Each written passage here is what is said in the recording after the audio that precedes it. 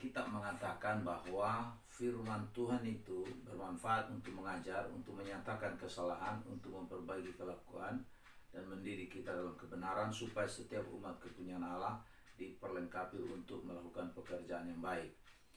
Firman Tuhan itu mempunyai kuasa yang dahsyat yang dapat mengubah kehidupan kita. Tapi kalau firman Tuhan itu hanya sekedar kita hafal, maka itu tidak bisa mengubah kehidupan kita. Firman itu ketika kita hafal itu juga bagus, tapi firman yang kita hafal itu kita harus belajar untuk menerapkan dalam hidup kita sehingga kita dapat mengalami manfaat dari firman itu, manfaat untuk mengajar kita, memperbaiki kesalahan yang ada dalam diri kita ini, kemudian dididik sedemikian rupa supaya kelakuan yang jahat tadi itu berubah untuk memiliki kelakuan yang baik. Dengan demikian kita semua umat kepunyaan Tuhan dibentuk sedemikian rupa untuk kita dapat melakukan pekerjaan yang baik, untuk menyatakan Tuhan yang kita puji, yang kita sembah, yang firman yang kita dengar itu adalah Tuhan yang baik, dan kita nyatakan melalui kehidupan dan perilaku kita sehari-hari mengenai kebaikan Tuhan yang berhasil dibentuk dalam diri kita melalui firman Tuhan yang kita aplikasikan dalam hidup kita. Kalau hanya sekedar kita mendengar firman dan hanya sebatas itu saja, maka firman Tuhan berkata orang seperti itu adalah orang bodoh yang hanya membangun kehidupan imannya, kehidupan kerohaniannya di atas dasar pasir. Banjir datang, angin topan datang, semua pergumulan datang, tapi kemudian akibat dari semua itu hancurlah bangunan rumah rohani.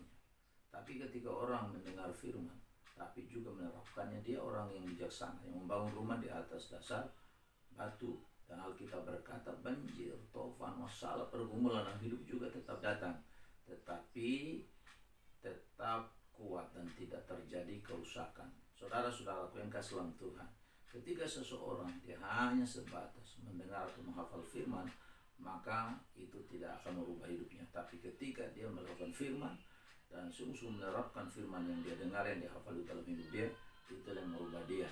Saya kasih contoh kepada kita suatu cerita yang ada di Papua, bahwa di malam minggu ada anak-anak muda, mereka lagi mabuk-mabukan. Setelah itu mereka pulang ke rumah mereka masing-masing, tapi mereka tidak tahu jalan pulang karena dalam kondisi mabuk berat.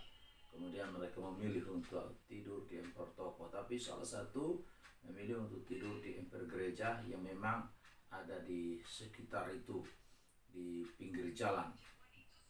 Saudara-saudara, pada pagi hari ketika pendeta datang mempersiapkan ruangan ibadah, pendeta menemukan ada satu pemuda di situ yang sedang tidur di emper gereja. Lalu dia bangunkan pemuda ini, "Ayo bangun."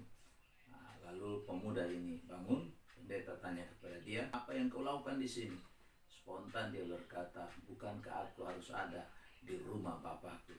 Kalau begitu engkau utusan Allah." Anak muda itu kemudian menjawab, "Seperti yang aku katakan." Dan tiba-tiba datanglah polisi dengan mobil patroli dan tangkap anak muda itu dan membawa dia naik di dalam mobil patroli. Dan ketika dia ada di sana, anak muda ini berkata, "Sekarang anak manusia diserahkan ke tangan orang berdosa." Bayangkan saudara-saudara, anak muda ini dia menghafal firman, tetapi kehidupannya tidak berubah. Kenapa?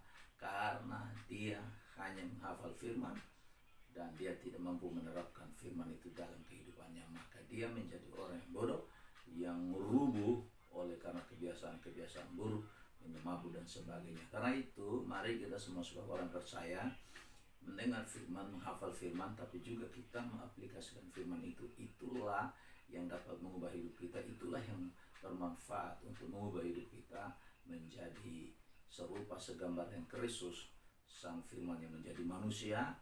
Dan kiranya Tuhan menolong kita untuk hidup sesuai dengan firman Tuhan. Haleluya.